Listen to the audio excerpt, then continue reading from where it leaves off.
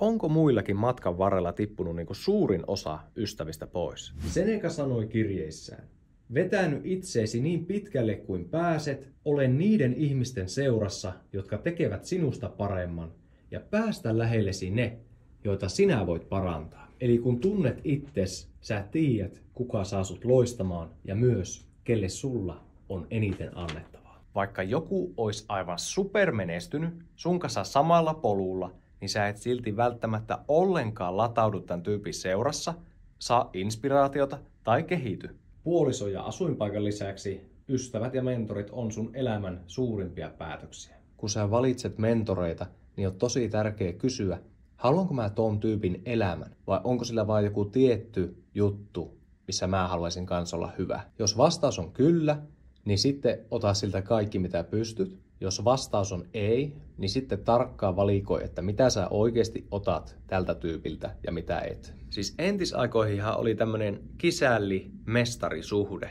Yksi hyvä esimerkki tästä on Ryan Holiday, joka 19-vuotiaana purki Robert Greenen tyylin osiin, lähetti tälle analyysin ja päätyi kaverin tutkimusassistentiksi.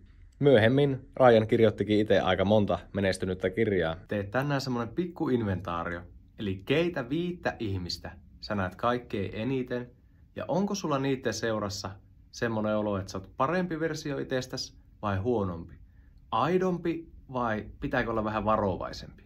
Tallennahan tää muistutukseksi ja huomenna uusi luukku.